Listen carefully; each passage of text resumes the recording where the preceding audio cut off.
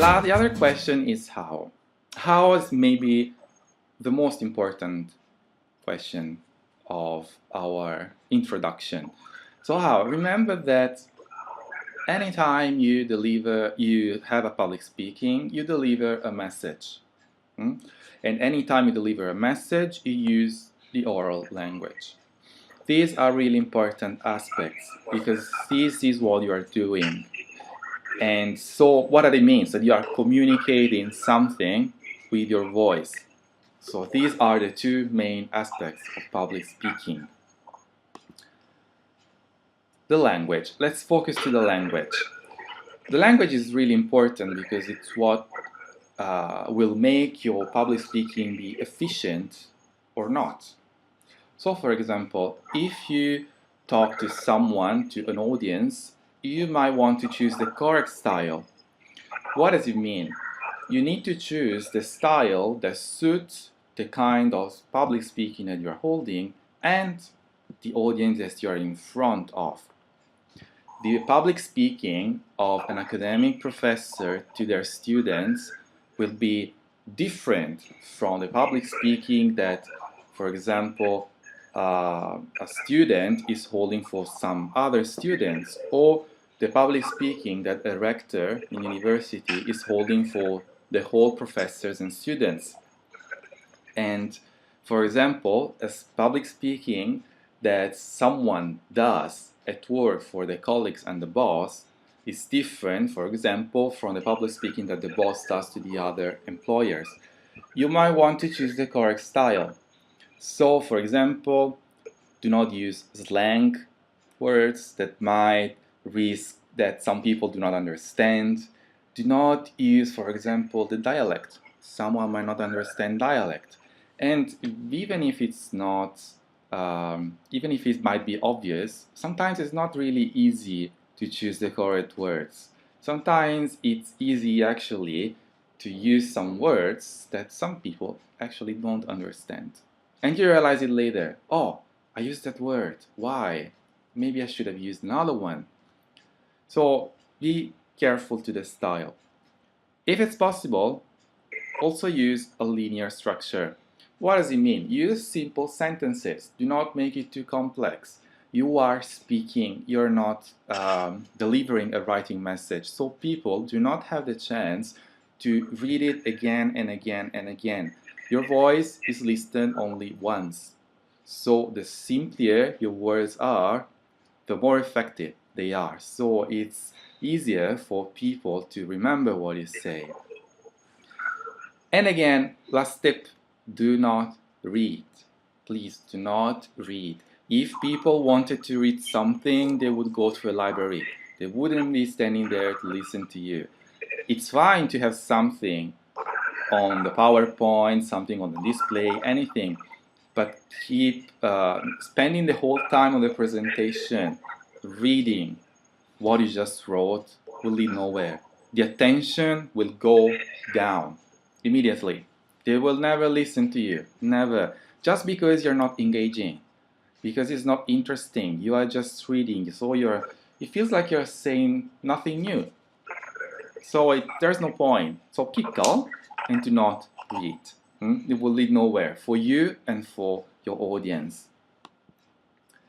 Still with how, you might want to focus your attention on body language. Language, the voice, is not actually the only thing you use. You also use body language. And body language really is important. You might have noticed that I'm using my hands right now. You might have seen them appear on the screen just like randomly. So body language is important just because it tells a lot about you. If you look at the pictures, the one on the left, the man with the glasses and blue shirts with crossed arms, tells you something different from the man on the right who has the open arms.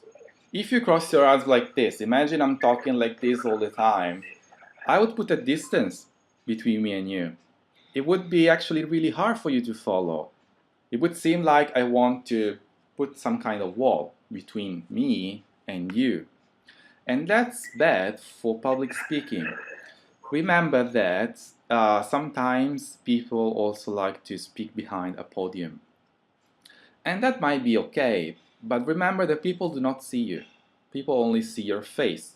So either you're really good at communicating with your face, or you might want actually to walk or be closer or do something that engage your audience. So make them feel like they're participating. So try to be closer to them. Body language really, really helps. Remember that when we speak, a high percentage of our message is delivered by body language. Always, even when you speak to a friend. So body language is important, it's part of our everyday life. Do not underestimate it. It tells a lot about you. It also can tell people if you're nervous, if you do not feel at ease. And remember that if you want the audience to feel at ease, you must be the first one to be comfortable with that. So show it. Do not be afraid. Just be at ease, stay calm, breathe. Remember to breathe, of course, and don't worry about it. Just show what you feel. If you're nervous, try to control it. Body language really matters. So you might want to practice to control it. Still we have one thing that can be useful for you to achieve all the goals that we have talked about before is planning. Planning is really useful. Remember that you have to deliver a certain content in a limited amount of time, and you also have to engage with your audience, as we have said. So planning might be the key to make your public speaking successful. Practice is important, especially for timing. Timing is really important. Actually, in all public speaking that I have seen, no one, and I said no one, has ever been on time. Generally, it's always delayed because it's really hard to plan the time. But practice will allow you to not only to stay in time, but to be prepared to face something that you haven't planned. So planning, have a list of things to say, when to say, or try to practice and have an alarm clock with you and try to see how long it takes to deliver your message might be really important. So consider planning. Do not go there without any plan. Just make a list, use anything you want to make your plan efficient. Planning is personal. So there's not actually one technique, there are many. Choose the one that suits you the most, the one you like the most. How? Recipient. So anytime you deliver a message, every time there is communication, there is a sender and the recipient, the one who receives the message. This is really important. Remember that the person you have in front of you, actually the people you have in front of you, are different from each other and might be different from you. They might have a cultural background that is different from yours. Imagine like me talking to you. We come from different cultures. Or individual background. Each one of you has an individual background that makes you different and makes you perceive what I say in a different way. There are people who actually feel more comfortable if I speak and show the PowerPoint like I'm doing. There are people who only want to listen because PowerPoint distracts them, so they don't want any written words to see. There are people who might expect a joke in the beginning of the presentation because it's cultural, so they expect the speaker to go on with a joke. But there are some people actually who do not even care about it. Some people might even find it annoying. They're not there to hear a joke. They are there to hear something else. So they might not actually accept it. So consider that the cultural background especially is really important. And so is the individual background. So I might speak in a different way to you than I'm speaking, for example, to my colleagues. because I'm telling something different. So even the content is based also on cultural and individual background. Use of technology. So remember that when you go for a public speaking, you're not alone. Technology is with you and will take you anywhere you want. It's really big help. So if you want to use technology, you can use slides, PowerPoint presentation, videos, pictures, audios, anything you want. For example, now we are on Blick Blue Button, and public speaking is delivered online. So it's something actually quite recent, quite modern. It didn't happen in the past. It didn't happen 10 years ago. Or if it happened really rarely. But this is a great opportunity, the use of technology. So use it. Use it a lot. It is important. Also consider that nowadays we are more exposed to digital input. We are more keen to reading on a screen, a computer screen, than a book. Even books are read on a screen by the famous e-readers or something. So we use technology every day, and sometimes we feel even more comfortable if you have technology. Technology will also allow you to compensate what is missing. For example, if you have a big audience in a big room, technology might allow you to be heard and seen from the whole audience. It's really actually annoying sometimes when someone speaks and you can't even see their faces. It's more challenging, it's more engaging if you can see the face of who's speaking. But you know, a big room, it's quite impossible to do that with everyone. That's why we have technology. So this is just an example. Technology really, really helps. It matters. So use it. It's important. Still with how, you might want to consider the feedback. So the feedback, with feedback I mean the reaction of the audience. The audience will constantly give you feedback. If something happens like in the picture that you are speaking and you are really into it, but people around you are sleeping or tired or not listening, maybe you are doing something wrong. Or maybe they are not really highly motivated. But, you know, let's say the guilt is 50-50. Or maybe you might want to see what you've done wrong. Maybe you want to reconsider your presentation and change something. So just pay attention to how the audience respond. Check on it. It's really important. It will help you develop as a public speaker, and it might help you save the public speaking that you're doing in that moment by changing something. And in the end, this whole presentation is to tell you that when you have a public speaking, the context is important. So everything we have said leads to the context. You do not speak for yourself, you speak for someone, and that someone is important. We do not speak in an empty place, you speak in a specific place that has some features, specific features, and it's important to consider them. You do not speak, for example, for any occasion. You speak for one particular occasion, and that's important. So the context is really important to consider to hold your public speaking.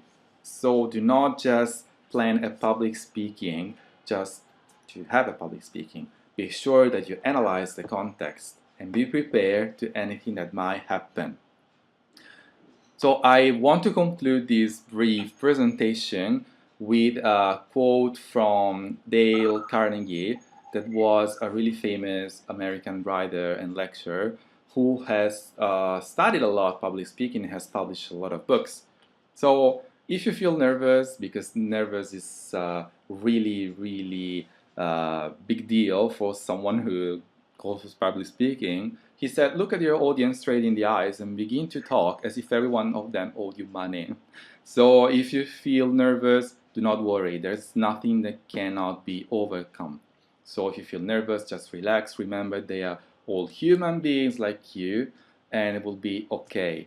And if it really doesn't help, just follow the Carnegie example and think that they owe you money. So it might be easier for you to hold your speaking in public.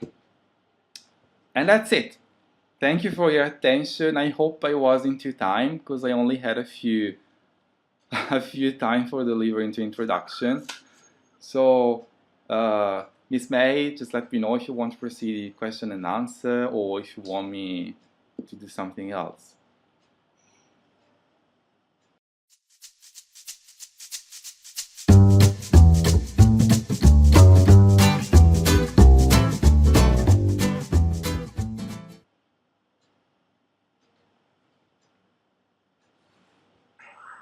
Okay.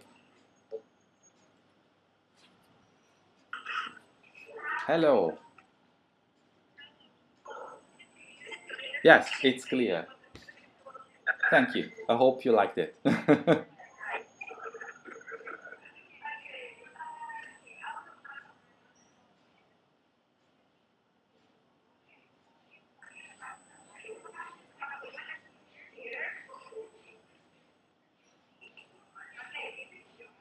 Okay. I can't see him. Oh, okay. Now I can. Hello. Mm-hmm. Nice to meet you.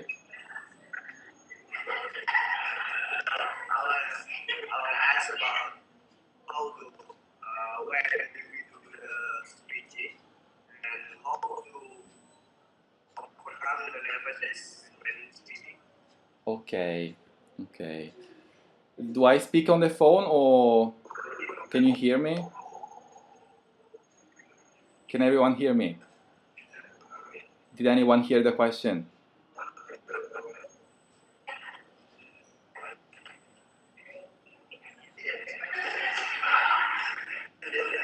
Okay, so you were asking how can we deal with the nervousness when you're nervous and you cannot hold the public speaking. Is that right? Okay, so this is something really personal actually. There's not only one way, there are many. You need to find a way that suits you better. One thing that you might want to do is think that you are not special and the audience is not special. You're all the same. So you are speaking because you have something to say and they are there because they want to listen. So no one will force them with pointing a gun at their head telling no, you have to listen that. So they are there for a reason. They are interested. So be aware of that and be aware that you can be there and be comfortable with that. Hmm? So even the Dalai Lama, in one of his speech, was saying, "When I have a speak in public, I do not think that I'm special. I think we're all human beings, and when I think that, my mind is relaxed and calm. If I happen to think that it's not true, then I feel anxious because I have more expectations. So just be at ease, think that you are just there to deliver a message that people are actually interested in listening. And practice, practice will really help you overcome the nervousness. If you practice, you know what you're facing. If something is not correct, you already know before you deliver the speech, so you can correct it, you can do something about it. So yeah, there are many things that you can do to overcome your nervousness. But what I can tell you is do not worry too much about it. Just plunge in it. Everything will go okay. The first minute you will be nervous, but after that you will be at ease. You're welcome.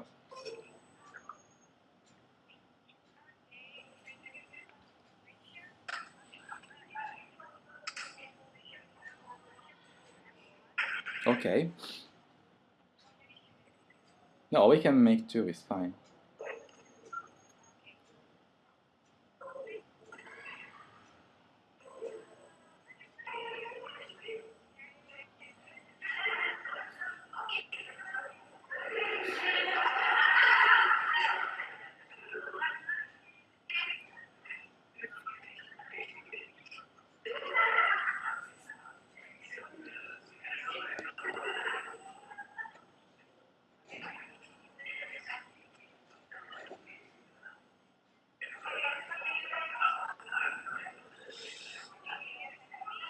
Mm-hmm.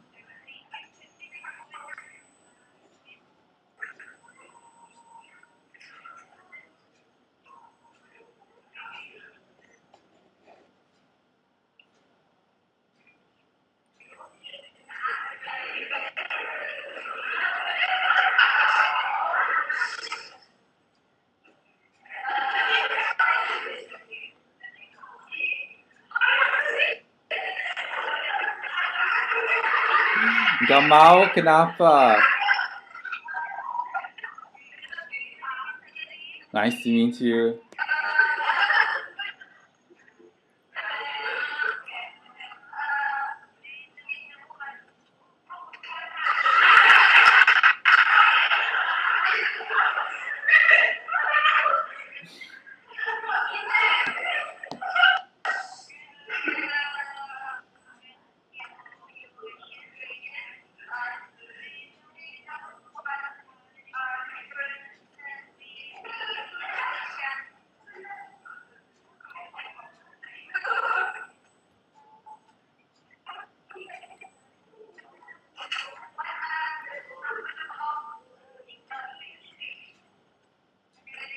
Okay. What do you mean by the structure of English speech?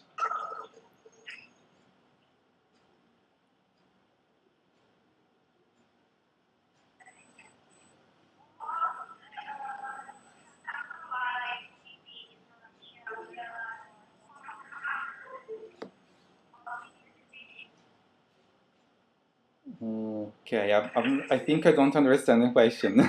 What do you exactly want to know?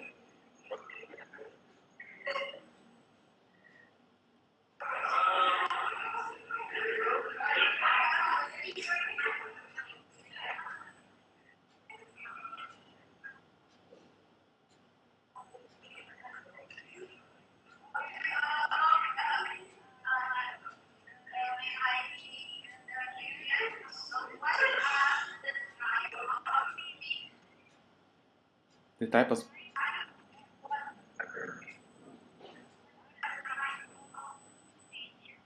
Mm-hmm. Oh, okay. Well, that's not easy to answer this question. No, there's I mean, as I have told you, there are many, many, many kinds of speech. And each of those, each one of those is defined by the context. The context defines the kind of speech that you are delivering. So there is actually no way actually to tell how many kinds of speech there are. There are many ways to classify and categorize speech. For example, the one that I had told you is public, private, and professional. So the purpose, the field, the context in which you are define the kinds of speech. And there are some, also there are people who define academic speech, job speech, and that's really another difference. So there's not actually one kind of speech. There are many speech, and each one can be organized in a different way. When you were asking about the structure of English speech, we can find one, but actually each kind of speech has its peculiarities.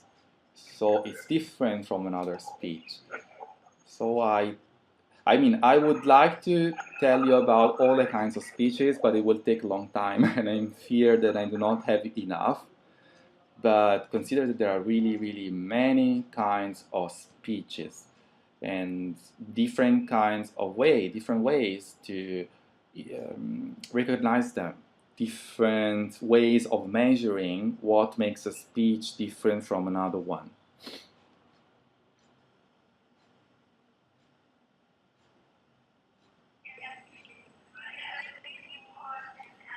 Sama-sama.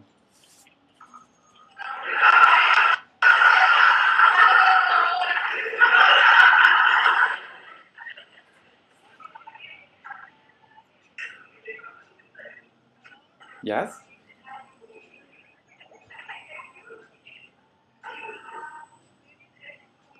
Okay.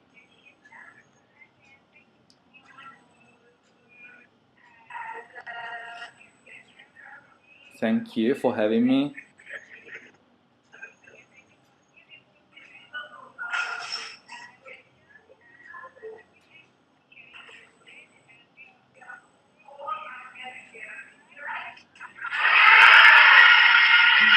Good. Glad you liked it. It's been a pleasure to be here. Thank you.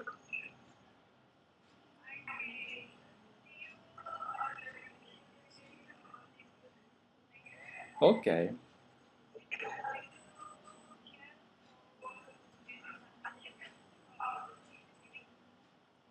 I beg your pardon, I didn't hear you.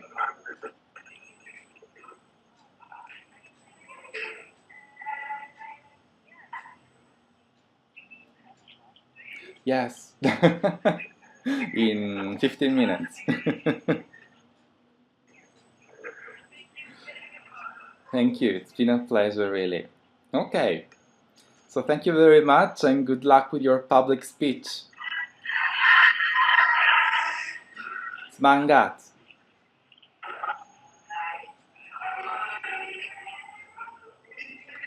Thank you, May. Bye, everyone.